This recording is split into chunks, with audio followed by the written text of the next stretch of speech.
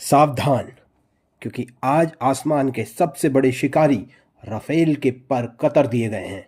जब सरहद पर बारूद की गंध हो और मिसाइलें सिर के ऊपर से गुजर रही हों, तब एक मुल्क राफेल जैसी डील को लात मार देता है।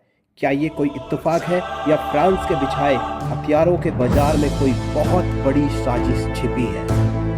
आज मोर्चा पर फ्रांस के कूटनीतिक चक्रव्यूह का सच खुलेगा, जिसे जानना आपके और मेरे लिए बहुत ज़रूरी है। पूरी दुनिया सन्न है कि आखिर यूएई ने अपनी सुरक्षा को दांव पर लगाकर फ्रांस के सुल्तान को ना कहने की ज़रूरत कैसे की? क्या राफेल के चमकते लोहे के पीछे कोई ऐसा कड़वा सच है जिसे हमसे छिपाया गया? इस बगावत की शुरुआत तब हुई जब यूएई ने इस ऐतिहासिक डील को रद्द करने का साहसिक कदम उठाया। दोस्तों, वर्तमान में मिडिल ईस्ट में युद्ध की स्थिति बेहद तनावपूर्ण है। यूएई पर लगातार ड्रोन और मिसाइल हमले हो रहे हैं, जिसके कारण उसे तत्काल आधुनिक एयर पावर की ज़रूरत है। ऐसी नाजुक स्थिति में भी यूएई का ये फैसला साबित करता है कि वो अपने राष्ट्रीय सुरक्षा और स्वाभिमान के साथ समझौता नहीं करेगा, भले ही इसके लिए उसे अपने सबसे पुराने रक्षा भागीदार को ना ही क्यों ना कहना पड़े। लेकिन ये लड़ाई सिर्फ आज के राफेल की नहीं है। ये जंग है उस अदृश्य मौत की जिसे फ्रांस भविष्य का महाब्रह्मास्त्र कह रहा है। एक ऐसा शिकारी जो अकेला नहीं बल्कि फौलादी ड्रोन्स की पूरी पलटन लेकर उड़ने वाला है।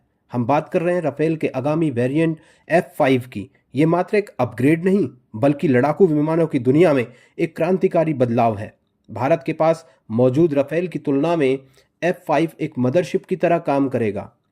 इसकी सबसे बड़ी शक्ति है MUMT क्षमता, यानी राफेल F5 का पायलट हवा में अकेले नहीं होगा, बल्कि वो एक साथ 4 से 5 स्टेल्थ ड्रोन्स को अपनी स्क्रीन से कंट्रोल करेगा, अपने कॉकपिट से ही। ये ड्रोन्स दुश्मन के रडार को चकमा देंगे और पायलट के लिए एक अभेद्य कवच का काम करेंगे। पर ठहरिए, इस फ्यूचरिस्टिक विमान के नाम पर फ्रांस ने एक ऐसा मनी ट्रैप बिछाया जिसमें फंसने की बजाय यूएई ने उसे तोड़ना बेहतर समझा। ये सौदा नहीं, अरब के खजाने पर सेंध लगाने की तैयारी थी, क्योंकि विमान तो दूर, फ्रांस पहले ही अरब के खरबों रुपयों पर कुंडली मारकर बैठना चाहता था। फ्रांस ने शर्त रखी थी कि राफेल F5 के रिसर्च और डेवलपमेंट यानी R&D के खर्च में यूएई $3.5 बिलियन यानी लगभग 35,000 करोड़ का सीधा योगदान दे। ध्यान देने वाली बात यह है कि ये पैसा केवल विमान बनाने की फीस थी। विमान खरीदने के लिए यूएई को $5 बिलियन अलग से देने पड़ते, यानी बिना एक भी विमान हाथ में आए यूएई को फ्रांस की टेक्नोलॉजी विकसित करने के लिए एक बड़ी राशि फ्री में देनी थी। याद रखिए, यूएई कोई खैरात नहीं बांट रहा था। $3.5 अरब के बदले उसने वो मास्टर की मांगी थी जो राफेल के सॉफ्टवेयर पर कब्जा दे देती। लेकिन फ्रांस की नीयत में खोट था। वो पैसा तो चाहता था, पर अपनी तकनीक की चाबी नहीं देना चाहता था।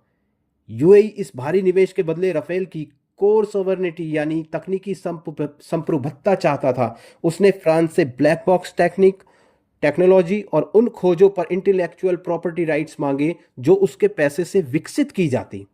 यूएई का तर्क था कि यदि वो विकास में भागीदार है तो उसे तकनीक बेचने का भी अधिकार मिलना चाहिए।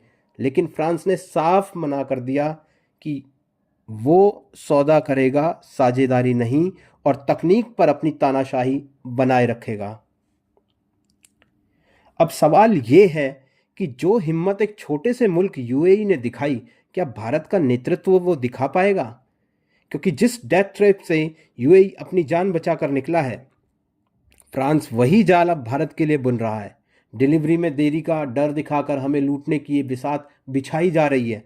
भारत अभी 114 राफेल विमानों की मेगा डील पर चर्चा कर रहा है। चिंता की बात यह है कि भारत को ये विमान उस कीमत से लगभग 2.5 गुना अधिक पर मिल सकते हैं जिस पर फ्रांस खुद के लिए इन्हें बनाता है। फ्रांस कूटनीतिक रूप से फियर साइकोसिस पैदा कर रहा है कि पाकिस्तान और चीन के बीच भारत खतरे में है, और अगर वो अभी ये साइन नहीं करता तो डिलीवरी 2030 के बाद ही मिल पाएगी, यानी वही जाल वही चाल। क्या हम राफेल के मोह में दूसरे दरवाजों को खुद ही ताला लगा रहे हैं? क्या रूस का सुखोई Su-57 जो एक पूर्ण 5th जनरेशन स्टेल्थ फाइटर ना भी हो, या यूरोफाइटर टाइफून जैसे विकल्प हमें नहीं दिख रहे। यूएई के हटने से फ्रांस को 85,000 करोड़ का झटका लगा है और अब उसे भारत की सख्त जरूरत है। अब पलड़ा हमारे हक में है।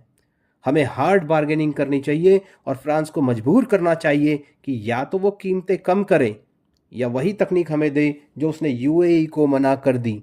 याद रखिए योद्धाओं, आपका ओपिनियन ही इस मोर्चे का सबसे बड़ा हथियार है, क्योंकि जैसा सैम मानेकशॉ ने सिखाया था, जीत सिर्फ लोहे से नहीं, वक्त पर लिए गए फौलादी फैसलों से आती है।